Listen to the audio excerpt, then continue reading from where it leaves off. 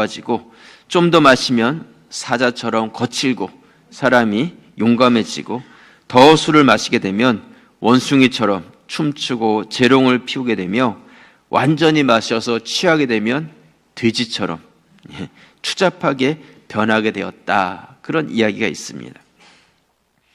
여러분, 우리의 삶을 이렇게 보면 좋을 때도 있지만 안 좋고 힘들 때가 참 많습니다.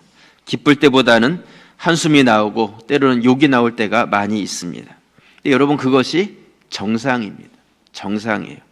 왜냐하면 이 땅이 아담과 하와가 죄를 지었을 때 함께 저주를 받았고 하나님께서는 이 땅이 우리 인간에게 협조적이지 않도록 그렇게 하셨습니다. 땀 흘려 수고하여지만 그 열매를 먹을 수 있도록 하였고 우리 인간이 무엇인가 계획하고 진행하는 일에 대해서 이 땅은 늘 방해하고 거치는 것이 되었다는 것이죠. 그렇기 때문에 우리는 이 땅을 살아가는 것 자체가 쉽지 않고 늘 어려움의 문제들을 만나게 됩니다. 아마 지금도 크고 작은 문제와 어려움 가운데 계신 분들이 있을 텐데요. 여러분들은 그런 어려움이 있을 때 어떻게 그 어려움을 이겨가고 계십니까? 생각보다 많은 사람들이 이 어려움의 문제를 극복하는 방법으로 술이라는 것을 찾고 있습니다. 물론 성경은 술을 금하라고 말씀하고 있습니다. 제가 오늘 여러분들에게 술을 마시지 마십시오 이렇게 말씀을 드리려고 하는데 제가 말씀을 준비하면서 그런 생각이 들었어요. 제가 강단에서 아무리 술 마시지 말아라 이야기를 해도 우리 성도님들 가운데 너는 지져라, 나는 그래도 오늘 저녁에 한잔하고 자겠다 이렇게 소기의 경일듯이 생각하는 분들이 분명히 계실 것 같아요. 여러분, 우리나라의 이 음주 소비량이요 세계적이라고 합니다. 세계적. 근데 이번에 회식 문화 또 김영란법 이런 것 때문에 조금 그 소비량이 줄긴 했지만 그럼에도 불구하고 여전히 많은 술을 우리가 소비하고 있는 것이죠. 성인 15세 이상 성인이 1년 동안 마시는 술이 9.14리터라고 합니다. 굉장히 많은 양의 술을 1년 동안 마시는 것이죠. 아마 어떤 분들은 많이 마신다 그런 분도 계시고 어떤 분들은 그 정도 나 일주일이면 마신다 이런 분도 계실 것 같은데요. 여러분, 심각한 것은 무엇이냐면 이 음주 연령이 점점 낮아지고 있다는 거죠. 그리고 이 여성들의 음주가 점점 늘어나고 있다는 거예요. 그러니까 그냥 술이라는 것이 우리가 다른 음료수 마시듯이 너무나 일반적이고 보편화되어 있는 거예요. 어느 모임이든지 그냥 그 모임 자체가 다 술자리가 되어가고 있는 그런 시대를 우리가 살아가고 있습니다. 그리스도인도 마찬가지죠. 제가 오늘 이 술에 대한 말씀을 여러분들과 좀 나누려고 합니다. 4월 들어서 이 절제라는 주제를 가지고 말씀을 나눠가고 있는데요. 처음에는 우리 자연에 대해서 또 문화에 대해서 말씀을 나눴었고요. 오늘은 이 술에 대한 이야기를 여러분들과 나누려고 합니다. 술이라고 하니까 좀 부담스러운 분들이 계신 것 같고요. 제가 설교 제목을 미리 한 달 전에 드렸더니 오늘 안 나오신 분들도 계신 것 같아요. 네. 수상하신 분들입니다. 네. 아마 좀 부담스러운 분도 계시고 속으로는 목사가 성경만 잘 전하면 되지 술을 마셔라 마시지 마라 이런 이야기까지 하느냐 하고 따지고 싶은 계신 분들이 있을 수도 있는데요. 성경은 술에 대해서 분명하게 우리에게 말씀하고 있습니다. 성경이 술 이야기가 없다 이런 이야기 하시는 분들이 계시는데 그분은 성경에 대해서 전혀 몰라서 하시는 말씀이고요. 잠언 20장 1절 말씀에 보시면 우리 말씀을 함께 읽겠습니다. 포도주는 거만하게 하는 것이요 독주는 떠들게 하는 것이라 이에 미혹되는 자마다 지혜가 없느니라. 신명기 26장 5절에 보시면 주께서 40년 동안 너희를 광야에서 인도하게 하셨거니와 너희 몸에 옷이 낡아지지 아니하였고 너희 발에 신이 헤어지지 아니하였으며 6절 우리 함께 읽겠습니다. 너희에게 떡도 먹지 못하며 포도주나 독주를 마시지 못하게 하셨음은 주는 너희의 하나님 여호와이신 줄을 알게 하려 하심이니라.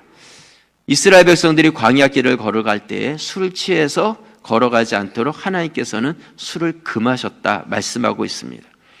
이처럼 성경은 술에 대해서 금할 것을 우리에게 말씀하고 있는 것이죠.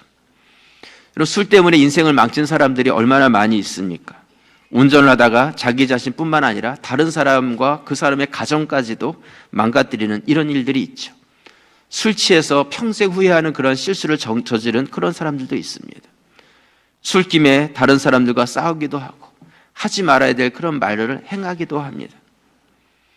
미국 메이저리그 야구 선수 중에 강정호 선수라고 정말 잘 나가는 피츠버그 선수였는데요. 이 선수가 한국에 나왔다가 음주운전 해가지고 사고가 났잖아요. 그래서 미국 비자가 거부돼서 1년 넘게 뛰지 못했다가 이번에 겨우 비자 받아서 미국에 들어갔다, 뭐 그런 기사를 봤습니다. 야구 선수가 1년 동안 선수 생활을 하지 못했던 것이죠. 여러분, 이처럼 많은 사건과 사고 뒤에는 이 술이라는 것이 있습니다.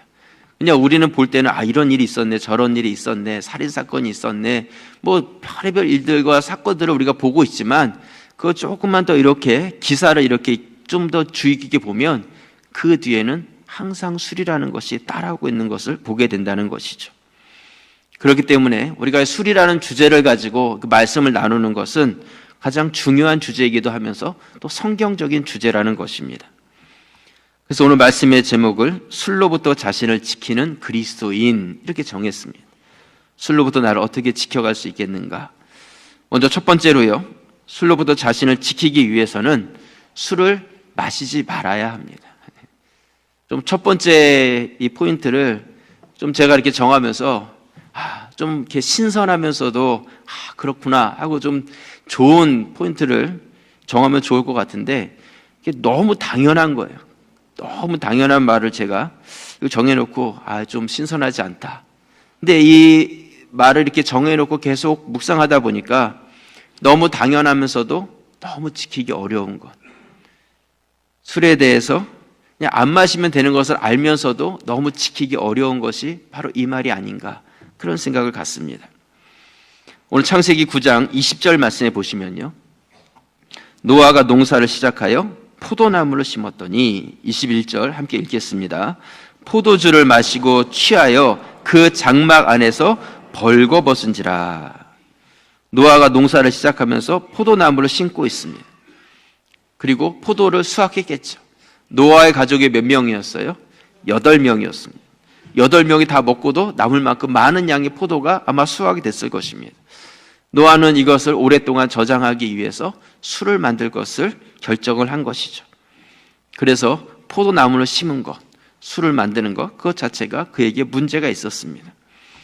그리고 그 술을 마시고 이제는 스스로 옷을 다 벗고 발가벗고 벌러덩 누워가지고 술에 취해서 잠들어 버린 것이죠. 여러분, 노아가 원래 이런 사람이 아니었어요. 여러분들이 알고 있는 노아라는 인물은 어떤 사람이십니까? 옷 벗고 이렇게 술 취해서 자는 사람이 노아의 모습은 아니었다는 것이죠. 홍수가 있기 전에 많은 사람들은 죄를 짓고 죄가 가득한 그러한 삶을 살았습니다. 창세기 6장 5절에 보시면요, 우리 말씀을 함께 읽겠습니다.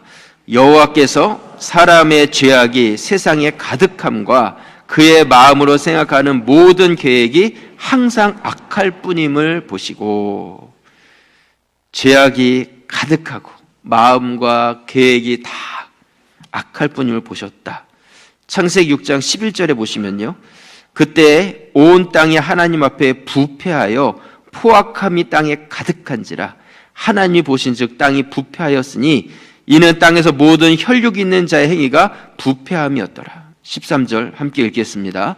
하나님이 노아에게 이르시되 모든 혈육이 있는 자의 포악함이 땅에 가득함으로 그 끝날이 내 앞에 이르렀으니 내가 그들을 땅과 함께 멸하리라. 하나님께서는 죄악된 이 세상을 보면서 더 이상 이제는 소망이 없다. 이제는 이 땅을 완전히 다 멸해서 다 쓸어버리고 다시 이 땅을 시작해야 되겠다. 리셋하시는 거죠. 리셋. 그래서 하나님께서는 이 모든 것들을 다 멸망시킬 심판의 계획을 세우십니다. 하지만 하나님께서는 그 많은 사람들 중에서 모든 사람을 다 죽이는 것이 아니라 그 중에 한 명을 선택하시고 그와 그의 가족을 구원하셔서 하나님의 그 놀라운 역사를 이어가게 하는 그 씨앗으로 삼으시는 것이죠. 그렇게 선택받은 사람이 누구예요? 바로 노아였다는 것입니다. 그렇다면 도대체 노아가 어떤 인물이었기에 이러한 선택을 받을 수 있었겠는가? 창세기 6장 8절에 보시면요. 그러나 노아는 여호와께 은혜를 입었더라. 9절 같이 읽겠습니다. 이것이 노아의 족본이라. 노아는 의인이요 당대의 완전한 자라. 그는 하나님과 동행하였으며. 노아가 어떤 사람이었냐면 의인이었고 당대의 완전한 자였고 하나님과 동행하는 사람이었다 말씀하고 있죠. 여러분, 이것은요 굉장히 대단한 일이에요. 대단한 거. 수도원같이 아침부터 저녁까지 그냥 경건하게 살아가는 그 사람들 사이에서 이렇게 살았다면 뭐 그럴 수 있겠죠. 하지만 앞에서 읽은 말씀처럼 당시의 사람들은 죄가 가득하고 음란한 사람들이었어요. 그냥 밖에 나가기만 하면 죄 짓는 것이 그냥 보통이고 일반적이고 상식적인 그러한 시대를 살아가고 있는 것이죠. 근데 그러한 주변 환경 가운데서 노아가 의롭고 완전하게 그렇게 살아갔다는 것, 이것은 노아라는 인물이 참 대단한 인물이라는 것을 우리가 성경은 설명하고 있는 것이죠. 우리 이 말씀 이렇게 보면서 노아라는 사람이 가지고 있는 그의 어떤 성격, 그가 가지고 있는 믿음, 이런 것들을 우리가 알 수가 있습니다. 강직한 사람이었고요. 세상의 흐름과 풍조에 휩쓸리지 않는 그런 사람이었습니다. 그런데 그런 노아가 지금 술에 잔뜩 취해서 옷을 다 벗어버리고 발가벗은 채로 벌러덩 누워가지고 그렇게 잠을 자고 있는 것이죠. 순식간에 그가 지금까지 쌓아왔던 이 모든 것들이 다 무너져 내리고 있는 노아의 모습을 봅니다. 여러분, 이렇게 의롭고 당대에 완전하고 하나님과 동행했던 노아가 어떻게 이렇게 됐겠습니까? 그 이유가 무엇이겠어요? 바로 술 취했기 때문이라는 거죠. 술 때문이었다는 것입니다. 여러분이 술이 가지고 있는 위험함을 우리는 인식하셔야 됩니다. 한 잔은 괜찮아. 나는 괜찮아. 나는 나를 지킬 수 있어. 나는 나를 절제할 수 있어. 어떤 그러한 생각을 가지고 있지는 않습니까? 오늘 노아를 보시기 바랍니다. 이 땅 모든 사람 가운데 하나님의 선택을 받을 만큼 그렇게 완전하고 의로운 사람이었어요. 하지만 그런 사람조차도 이 술 앞에서 넘어지고 있는 것이죠. 여러분, 술의 힘 앞에 자기 자신을 과신하지 마시기 바랍니다. 이 술이 위험한 이유는요, 중독성이 있기 때문이에요. 한번 마시고 끝나는 어떤 그런 것이 아니라 마시고 나면 또 생각이 나는 것이죠. 그래서 그런 말이 있죠. 처음에는 내가 술을 먹는데 나중에는 어떻게 해요? 술이 나를 먹는다고. 그래서 이 알코올 중독에 빠진 사람은요, 밥은 안 먹어도 술은 찾고 있는 그런 모습을 봅니다. 근데 너무나 안타까운 것은 무엇이냐면 본인도 그걸 아는 거예요. 이렇게 살아서는 안 되는데, 이걸 지금 끊어야 되는데, 그런 생각을 갖는데 그럼에도 불구하고 이게 절제가 되질 않는 것이죠. 계속해서 그 술을 찾고 있는, 그만큼 이 중독의 힘이 아주 무섭다는 것이죠. 처음부터 이걸 끊어낼 수 있어야 하는 것입니다. 또 술이 위험한 이유는 무엇이냐면 폭력성을 가지고 있기 때문이에요. 술을 마시고 때리고 부수고 하는 이런 일들도 있고요. 또 그냥 이렇게 몸으로 폭력을 하는 건 아니지만 무의식 중에 비이성적인 말과 행동들, 아니면 가까운 사랑하는 사람들에게 상처를 주는, 하지 말아야 될 그런 말들, 이런 것들이 술 앞에서 드러나지는 것이죠. 아마 집안에 술을 좋아하는 분이 계셨다면 어떤 그런 일들을 한두 번은 경험하지 않았을까, 그런 생각을 갖습니다. 그냥 한 번 술에 취해서 실수를 했고 그냥 한 번이니까 봐줄 수 있는 거 아닙니까? 그렇게 말할 수도 있지만 이 술이 가지고 있는 폭력성은 너무나 강하기 때문에 그것으로 인해서 받은 상처와 아픔은 쉽게 없어질 수 있는 것이 아니라는 것이죠. 내가 실수를 해가지고 폭탄이 터졌어요. 옆에 사람이 죽고 다쳤습니다. 실수였어요. 한 번인데 봐주세요. 이미 많은 사람들이 다치고 죽었는데 그것은 그냥 실수였다고만 말할 수가 있겠습니까? 이 술의 이 폭력성 때문에 많은 사람들이, 또 많은 가정들이 아파하고 깨져가고 있는 것이죠. 오늘 노아의 가정도 보시기 바랍니다.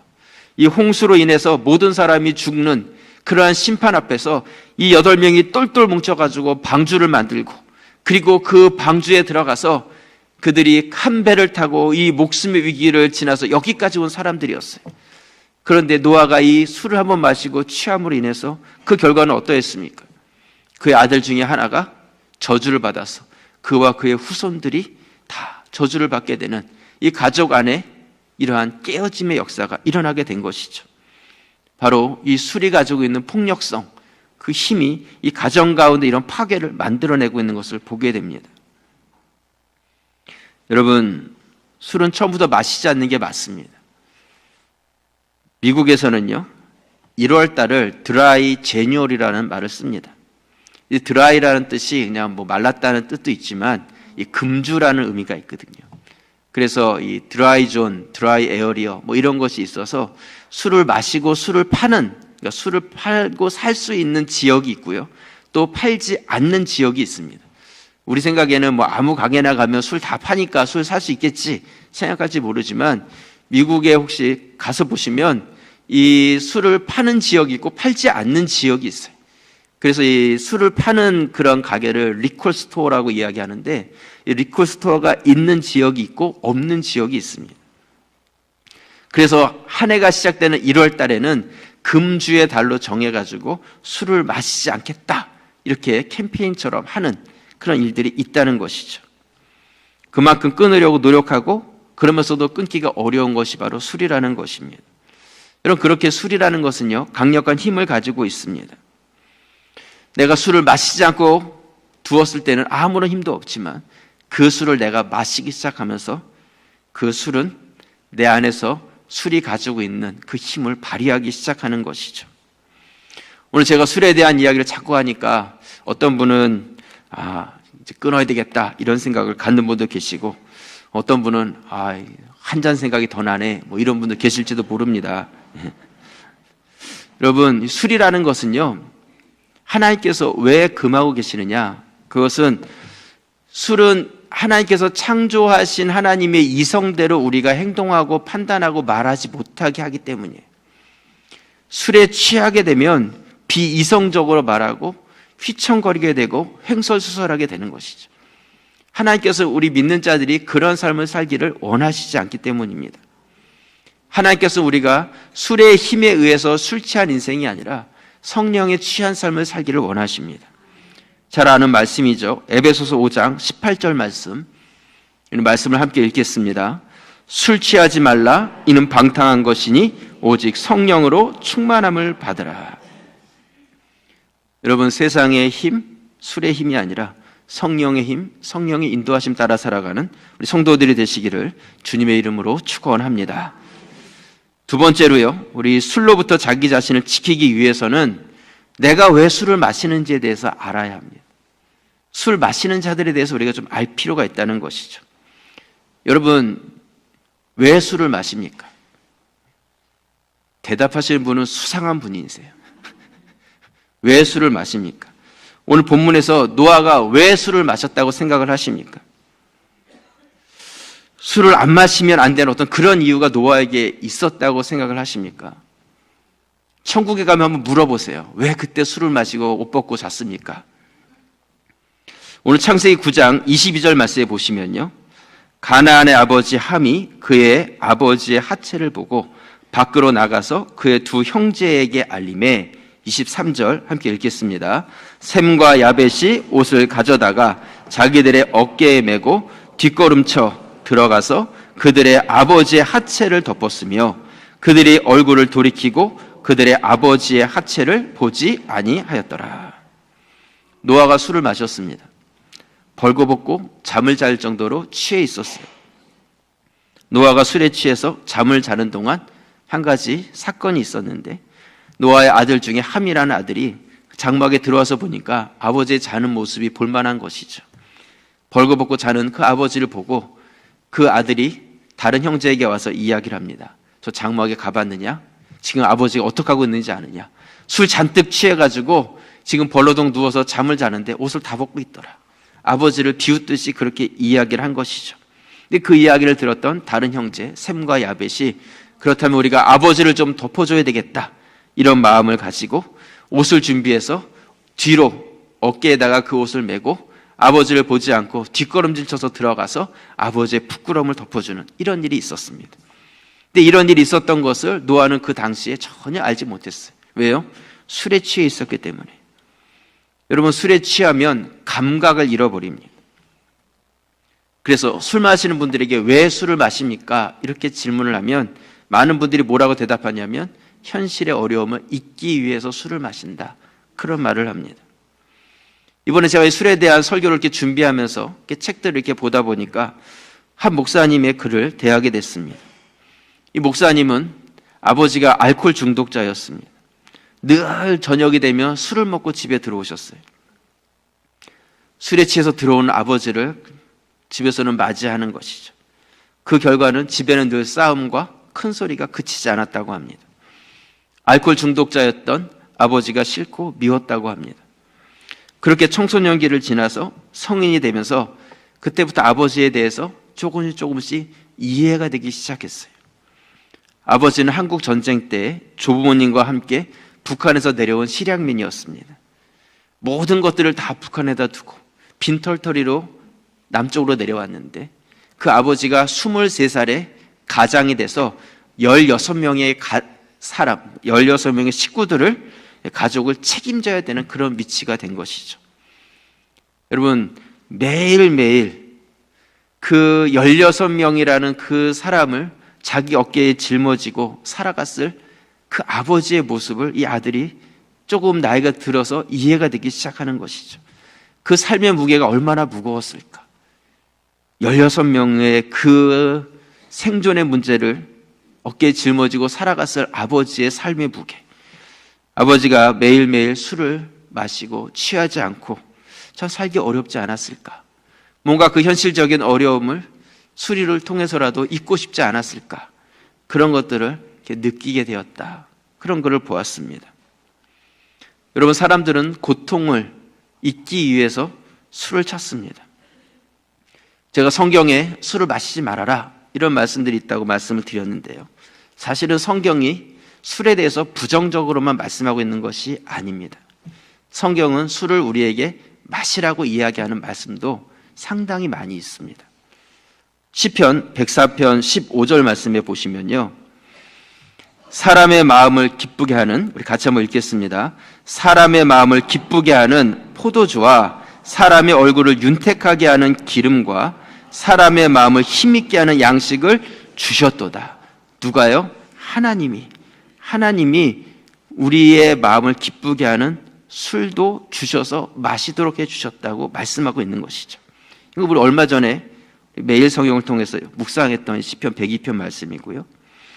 전도서 9장 7절에 보시면요, 우리 말씀을 함께 읽겠습니다. 너는 가서 기쁨으로 내 음식물을 먹고 즐거운 마음으로 내 포도주를 마실지어다. 이는 하나님이 내가 하는 일들을 벌써 기쁘게 받으셨음이니라. 즐거운 마음으로 포도주를 마셔라. 바울도 디모데에게 건강을 위해서 술을 좀 마실 것을 권하고 있습니다. 디모데전서 5장 23절 말씀 같이 읽겠습니다. 이제부터는 물만 마시지 말고 내 위장과 자주 나는 병을 위하여 포도주를 조금씩 쓰라.